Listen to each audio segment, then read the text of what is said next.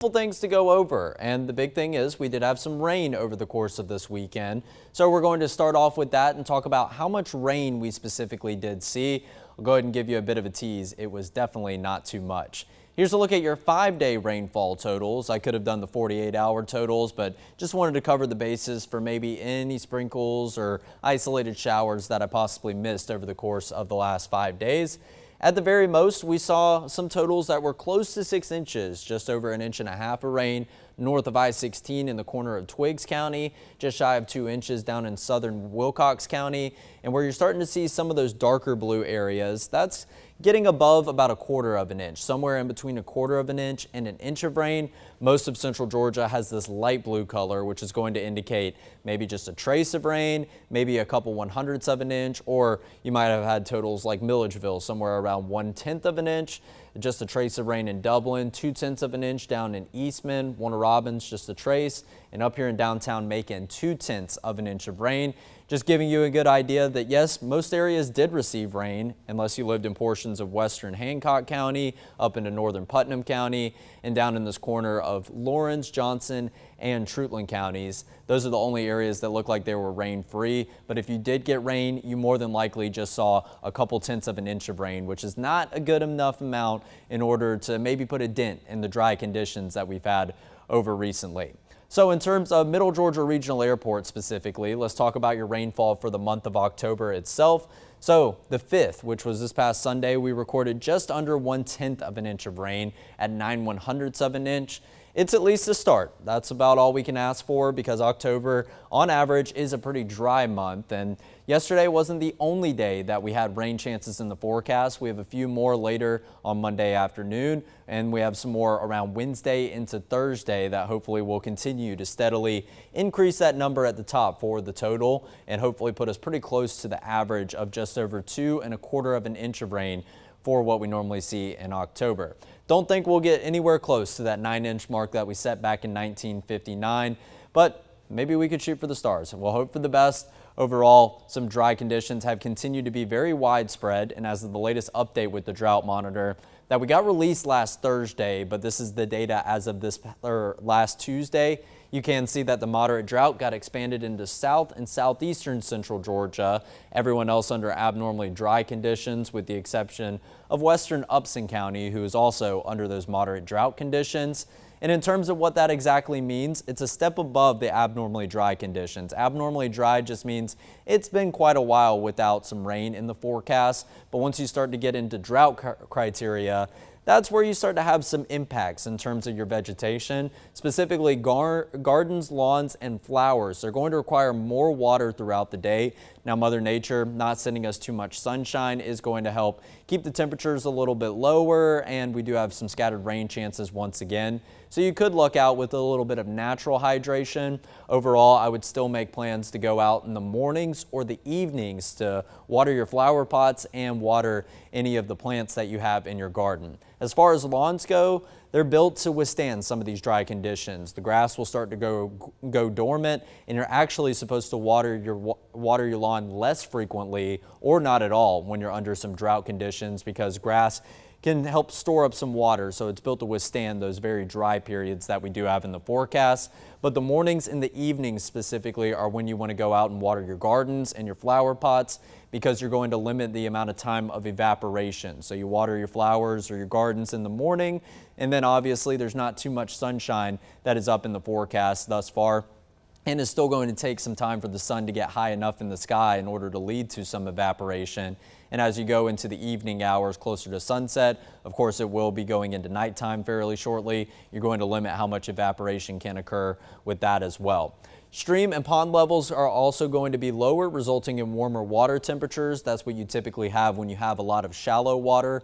And then tree stress can begin, mainly just indicated by the premature leaf fall that we've seen so far. You've probably seen your fair share of leaves all across your garden, or all across your lawn, all across the road. That's actually just going to be attributed to those trees needing some water. We haven't really hit that peak fall foliage just yet. It's actually going to be into November when we start to see those yellow, orange, and red leaves finally start to fall from the treetops onto the ground. So anything that we're seeing right now in terms of leaves scattered all across the ground, that is due to the dry conditions that we've had. Stunted growth, also another symptom that you can see with tree stress, and there's a number of other ones, but I won't get too specific into those. Overall, we just need the rain that Mother Nature was very kind enough to give us a little bit of yesterday, but definitely not enough. The good news is not our last opportunity for rain as we go across the work week. A few opportunities of catching a couple of scattered showers, maybe even a storm, which wouldn't be a bad thing. We know heavy rainfall rates are associated with storms, and we're not looking at anything in the way of severe criteria. It would be more of a low-end thunderstorm, just a few rumbles of thunder, some heavy rain, maybe a couple of gusty winds, but nothing that's going to be damaging per se. A cold front will be coming through Wednesday and into Thursday. It's going to make a pretty slow passage through central Georgia. We'll talk about what that means. And cooler and drier air funnels in as we head into the weekend ahead. It is going to be the most profound cooler temperatures and drier air that we have seen so far in the fall season. And of course, finally giving us our best taste of that fall-like weather. Here's a walk around the quad. Gloomy skies all across everywhere that we have a sky cam. Downtown Dublin, downtown Macon, and in Houston County at the Georgia National Fair, which just got day 5 kicked off. And I think those folks are very wise for heading out to the fair earlier today when the rain chances are a little bit lower as compared to this afternoon. And then in Warner Robins, just north of Perry, we can see that not too many commuters that are out on the roads because fall break is going on over for Houston County schools, but I imagine folks at CGTC still do have that class in session. Temperature-wise, low 70s all across the temperature map. At the warmest, I see a 76 in Cochran and another 76 in Warner Robins, but your temperatures have been very reluctant to warm up. They are already getting to around that criteria of what the numbers were yesterday for the high temperatures. In fact, we hit a high temperature of 76 specifically in Macon, only 1 degree off that number thus far today. So plenty of 70s down in the south and the southeast, and 80 to the southwest in Panama City, 84 in New Orleans, pair of 82s back in southern Texas. So New Orleans, once again, the warmest temperature that we see in the eastern United States. The dew point temperatures have continued to steadily rise along with those actual temperatures. The dark green color continues to be very widespread, so we've continued to bring that humidity back day by day, and we saw a dew point temperature map a lot like this during yesterday afternoon, and that will once again be the case today. Going to be on the warmer side and going to be pretty muggy in the forecast, not only today, maybe a slight downtick tomorrow, but we'll pick the humidity back up as we go into Wednesday. Here's a look at the humidity levels in the south and the southeast. Many of our neighboring states are really matching the picture that we see here in the state of Georgia. Northern cities are dealing with some drier air, and then as you move down towards the south, closer to the Atlantic, closer to the Gulf, that's where your more humid environments are going to exist. Your feels like temperatures, not too much difference right now. They're still hanging out, or your actual temperature is still hanging out in the low 70s. So you have to start hitting the upper 70s near the 80-degree mark before you start to see a difference between the feels like numbers and the actual temperatures. And there still continues to be a steady breeze. That has been the case for about a week now here in central Georgia. So far, as we are into the 11 a.m. hour, maybe a breeze sustained anywhere from 5 to maybe 12 or 13 miles per hour. So 5 to 15 miles per hour, that's kind of the range that you will see the sustained winds throughout today. The occasional gusts are going to be a couple miles an hour higher than what those numbers do read. So here's a look at your meteogram. Peaking at 81 degrees later this afternoon. That's going to be for the combination of cloud cover and a couple of rain showers in the forecast. I do believe a couple areas are going to get sufficient sunshine. They'll see some numbers that are maybe even into the mid-80s later this afternoon, but that's going to be mainly if you don't catch any of the scattered shower chances. 76 for a high yesterday, like I mentioned. Your morning low temperature 64 yesterday. That would have felt a lot better than our morning lows this morning, where I think the lowest number I saw was a 67, and most numbers were hovering right there around the 70-degree mark. So below average in terms of the afternoon high temperatures, above average in terms of your morning low temperatures. Take a look at how much that morning low temperature has dipped down to. 58 degrees. That's supposed to be the normal this time of year, but I did promise you some cooler weather as we head into the weekend. We'll talk more about that in just a moment. And the 9/100ths of an inch of rain that we got yesterday, maybe didn't allow this number to drop as much, hovering just below 3.5 inches below or above where we should be at this point in 2025. Sunrise Sunday morning was at 7:32 and sunset was at 7:14. We are fastly approaching our last 7 p.m. sunset before we'll start to see the sunset before the 7 p.m. hour and eventually before the 6 p.m. hour as we head into November. So the gloomy start to today will hold on for the next couple of hours, but we'll have some peaks of sunshine, which I do believe is going to lead into a warm up into the mid 80s, 85 for a high temperature compared to your average high of 82 degrees this time of year. And also this warm up will contribute to a few scattered shower chances because you have warm temperatures, you have plenty of moisture in the forecast. And another note, once again, we want to talk about this wind box because obviously we don't typically talk about it too much, but given how windy we have been as of recently, yes, once again, the potential for some wind gusts up to 25 miles per hour possible, but I think it's only going to be a small window of the afternoon time frame, which I'll show you once we get to that graphic. Satellite and radar picture has remained quite messy and quite gloomy so far to start. There are some breaks in cloud cover here and there, but we also do have a couple of isolated showers beginning to move in. Right now, just around the Wrightsville area in Johnson County, maybe a few more sprinkles in southeast Lawrence County, and scattered about maybe our northernmost counties. But it is very, very isolated, whatever you do see in the way of rain, and it has been that way so far throughout the morning hours. We continue to see more showers down to the south of us, maybe even a couple of low-end thunderstorms near the Jacksonville area. But overall, it is a messy picture across all of the southeast, even more so down to the west and southwest of us, right there on the Louisiana and Mississippi state lines. You're starting to see some flash flood warnings, and that's going to be attributed to a low pressure center that has established itself along a very weak stationary boundary. But the big thing with this is sending the surge of moisture inland across the northern Gulf into states like Louisiana, Mississippi, and that rain is actually spanning pretty far all the way up across Tennessee and Kentucky, even into portions of Indiana, Ohio, maybe even into West Virginia. But we continue to have this high pressure that's trying to funnel in some drier air from the north and the northeast, and that's why you do see a dry atmosphere in Virginia, upstate North Carolina, even into portions of South Carolina and North Georgia. But obviously it's kind of a clash of that moisture and that drier air that exists farther to the southwest of us, and then the drier air up to the north and the northeast. But you did get a glimpse of that front way away. We're going to be talking about that as we go into the end of Future View.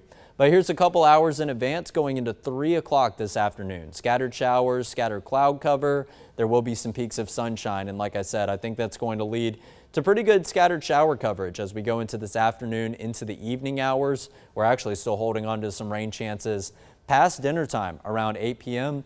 Maybe one of those nights that you want to order in or just cook whatever groceries that you do have in the fridge. And then as we progress farther and farther into the nighttime hours, we will finally clear out, welcoming back some high-level cloud cover for the start of your Tuesday morning. But Tuesday is a bit different than what we do have for Monday and for Wednesday. Rain chances are looking slim to none, maybe a 10% chance of an isolated sprinkle shower, maybe a couple of showers that try to creep into our southeastern counties later tomorrow afternoon. Overall, I think Tuesday is going to be a mostly dry and a mostly sunny day. So if you're searching for a day in the near future to head out to the Georgia National Fair, Tuesday is going to be your best bet at staying dry and not needing the rain jacket whatsoever. Now let's go into Wednesday. Wednesday morning, we do see a few clouds creeping in, but you're already starting to see some scattered showers and even a couple of storms that could be embedded within those. Like I said, not really seeing anything in the way of severe weather. It does look like we're going to have maybe a couple rumbles of thunder and some pockets where the rainfall is a bit locally heavier. This will be driven by a frontal boundary that's going to begin its push into the state of Georgia starting early on Wednesday. But as we go throughout Wednesday, it's going to take its time. It's going to kind of stall for a bit as it pushes across central Georgia. We'll have scattered shower chances, maybe even a few storms as we go into your Wednesday evening. Now this latest model run of Future View actually hints that we'll actually see some more rain start to pop up as we go into the overnight hours. I'm not putting too much stock into that. Like we always tell you, you go into the overnight hours, you're a lot cooler, and that's obviously not going to be as ripe of an environment or more conducive environment for some heavier rainfall. But whatever we can get in the way of maybe some pockets of steady and heavy rain, it will be a welcome sight no matter how we get it, because we have been really dry. So we'd rather trade one really messy day in the forecast that would really give us some good alleviation of the dry conditions that we've had, that over maybe a couple of days of the gloomy and dreary weather like we were talking about yesterday, like we're talking about today. Maybe this front can send us some widespread rain chances, maybe totals around an inch or two, pretty widespread across central Georgia, and that would be a very welcome sight. So here's a look at your fair forecast for Monday specifically. Obviously temperatures already above that number of 73 when the gates did open at 10 a.m. As we go into the afternoon, possible rain, I would say more so some probable rain. The scattered shower chances continue to look pretty good, and I don't think Perry is going to be an exception to those scattered shower chances. Temperatures should crawl into the low 80s for a brief moment in time. If you do catch a rain shower, it will help cool those numbers down back into the 70s. And around closing time, I think as you go to around 9 p.m., maybe stay until 11 p.m. after the main event does close at the fair, but you still have a lot of the rides open until 11 p.m. That's going to be a good time and a dry time to be at the fair, but probably still your fair share of puddles and some wet sidewalks down at the Georgia National Fairgrounds, even going into the nighttime frame. Temperature around 76 as you go into the nighttime hours. Sunset tonight at Perry will be around 7:12 p.m. And like I said, that breeze is going to continue to be a factor. So over the next 3 days, Monday, pretty decent rain chances at about 40%. High temperatures still in the mid 80s tomorrow afternoon. Morning low temperatures somewhere in the mid 60s. And that will be the case once again for Wednesday temperature wise. But then we have a 40% chance of a shower or maybe even a low end thunderstorm as that front begins its push into central Georgia. Now let's go into future view wind gusts. So like I said, it's going to kind of be a small frame of opportunity for those gusty winds. I think it's mainly going to be enveloped with all of those scattered showers, maybe even a couple of storms, or maybe just a few rumbles of thunder. I don't like saying a couple of storms because I really only think we'll see maybe a couple flashes of lightning here and there on the satellite and radar this afternoon. And along with that, maybe only a few rumbles of thunder. But that's where your gusty winds will really be. We have the potential for a gust up to 20, 25 miles per hour. But then after that, we finally move into Tuesday, and this is a very welcome sight. Not too much of a breeze whatsoever each of the next 2 days. So finally, we can hopefully get these breezy conditions out of here besides in localized areas. And then, of course, as the front does begin to drive through, we could see our fair share of gusty winds as soon as 8 a.m. on Thursday. So Thursday morning might be one of those really messy mornings as it's currently standing right now.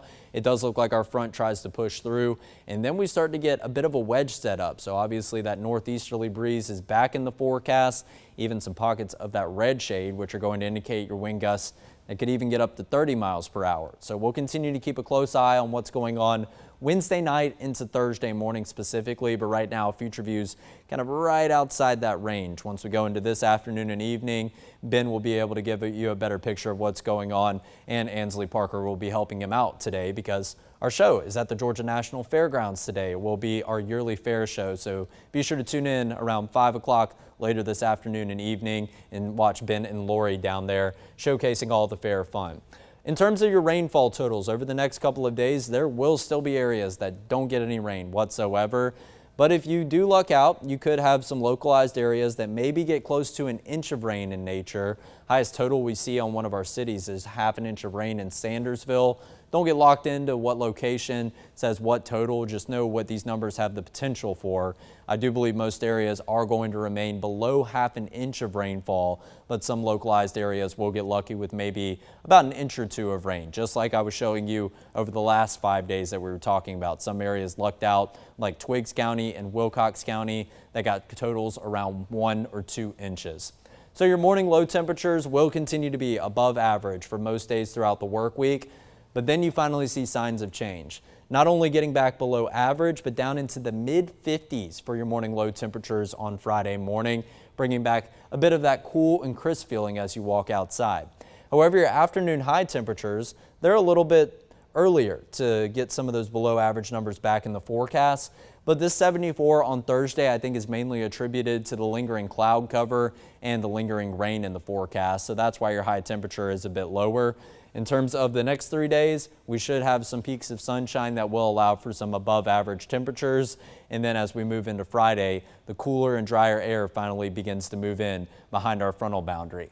And we'll start to feel the impacts of that drier air as soon as Thursday afternoon. So we're talking about the morning hours on Thursday. Could be a bit of a messy image, but as we go into Thursday afternoon, that front will continue to progress farther to the south, and that drier air will follow in with some of that cooler air. Probably some of the most substantially dry air that we have seen so far in the fall season.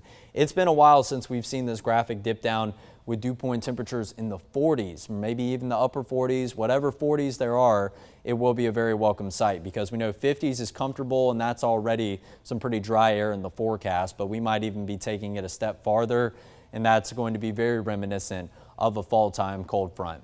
So here's what the long range models have to say. This is Thursday morning. Like I mentioned, still a bit of a messy image here in central Georgia and along with areas over to the east.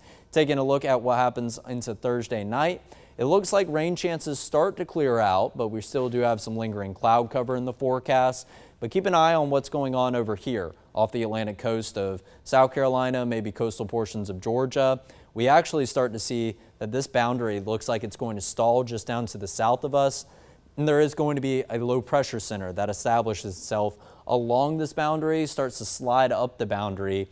And right now, if it starts interacting with some of that warm Atlantic water off the coast of South and North Carolina, it could gain some organization and have some tropical characteristics. There's no area outlined as of right now. This is just what the GFS and the European models continue to say.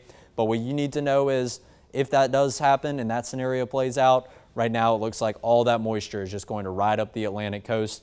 Our forecast does remain clear. Starting on Friday into Saturday and Sunday, we may hold on to a brief minuscule sprinkle chance for your Friday afternoon. But overall, I did that to cover the bases until we can get future view in range of it. As of right now, it does look like the drier air is going to dominate, and we're going to lead the way into a clear weekend ahead and continue that pattern into the beginning of next week when many of the kids are heading back to school after fall break. So let's talk about some tropics. We did just mention that area, and I told you it's not a potential area of development whatsoever. But as of this past weekend, we've seen the chances grow for another tropical wave that has now moved off the coast of Africa, a 50% chance of developing over the next 48 hours. So kind of a 50-50 shot if we'll get a named storm over the next 2 days or not. I do believe it's going to be Wednesday at the earliest, but more than likely sometime Thursday into Friday that this system will form into our next named storm, because you see that 70% chance of developing over the next 7 days. Now we could see these chances increase, but this is just where it stands as of right now. Obviously, we got this red shade, which indicates high chances of development. And take a look at how far out this shaded area goes. So number one, it's kind of tighter together than most of these shaded areas that we typically see. There's pretty good agreement that this system is going to continue to move to the west-northwest and eventually up to the northwest. Stop me if you've heard that before, because this is a very similar path to what we've seen most of our tropical systems so far in this hurricane season take. It looks like it's going to kind of clip portions of the Caribbean, the Windward Islands, U.S. Virgin Islands, have some possible impacts maybe as far west as Puerto Rico, getting over to Hispaniola, but then it will continue to move up into that portion of the Atlantic Ocean that so many storms have gone. Hurricane Erin, Hurricane Umberto, all of those storms that we've been talking about as of recently that have kind of just taken that northwest curve and eventually up into the north. But once we get an invest area, the GFS does outline a couple spaghetti plots for us, and you will see good agreement amongst all these model runs, except for one that does have it darting all the way across the Caribbean and into Puerto Rico and Hispaniola. But take a look at how widespread these solutions get as you go into the near future. This will be sometime around Thursday into Friday. And it does look like there is a general consensus that this will move up to the north and out into the north and the northeast. So we'll kind of take that curve back out into the Atlantic and hopefully, fingers crossed, just simply be a fish storm, but it does look like it has a pretty good chance of claiming the next name on the hurricane season list, and that is going to be our J name, which would be Tropical Storm Jerry, and then maybe even possibly Hurricane Jerry if it is to get its act together. And then I keep seeing a bunch of jokes online about what the next name is after Jerry. Yes, that is going to be Karen. We don't have anything right now that does look like it's going to form into Tropical Storm Karen or Hurricane Karen. It is just a name, but we'll continue to keep you posted if we do see our next named storm. I believe we're at 9 named storms so far, so Jerry would make 10, and then Karen would be the 11th named storm of the 2025 Atlantic hurricane season. Because the Pacific is quite active, I believe they're already on O or R on their list. So yes, the Pacific has been quite active so far. Thankfully, I haven't seen too many of those have any impacts to land masses on the western coast of North America or out into the Pacific into Hawaii. So your 7-day forecast is a bit of a tale of two stories. Warm and muggy over the course of the next couple of days with some pretty decent rain chances. 40% is still one of the more impressive rain chances that we've seen as of recently, ever since we had our last cold front come through and send us some better coverage of some rain chances that one day in September.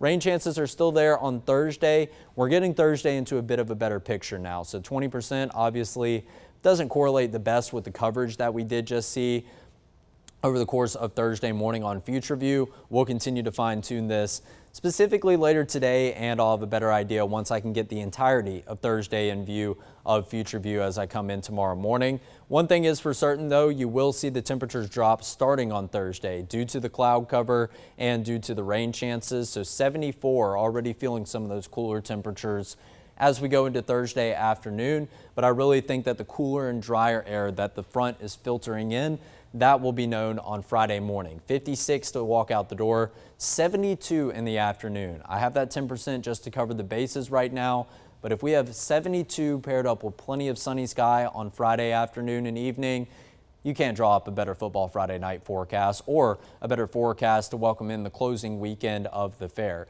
And we're going to keep our fingers crossed that we get these rain chances out of the picture on Thursday evening into Thursday night, because I know a lot of you have plans to go to the fair and go watch the Fray perform at the Georgia National Fairgrounds. Then we go into Saturday and Sunday, more of the same that we have on Friday. Your morning lows are actually forecasted to be the lowest on Sunday morning, sitting at 53 degrees. We could even see those numbers drop a little bit more, but afternoon high temperatures in the mid to upper 70s and virtually no humidity in the forecast. Cannot wait for this forecast as we go into the weekend ahead. And obviously Saturday, another big football weekend. It seems like I keep having to say that each and every weekend. But as we go into the evening hours, I imagine you're really going to have that crisp fall feeling, especially as you go into the nighttime hours when Georgia will be squaring off against the Auburn Tigers over in Jordan-Hare Stadium. So a lot of things going on over the course of this week. The main thing that you need to know is a few opportunities for rain, whether that comes in the form of a shower, maybe a low-end thunderstorm. Like I said, thunderstorm wouldn't be the worst thing because you'll have some heavier rainfall rates, and it can result in a bit more of those rainfall totals that we desperately need in order to get some of these drought conditions out of the picture. And then after that, it looks like we're trading the kind of dreary stretch and at least the warm and muggy stretch for some much cooler and drier temperatures, our most profound cold front that we've seen so far in the fall season.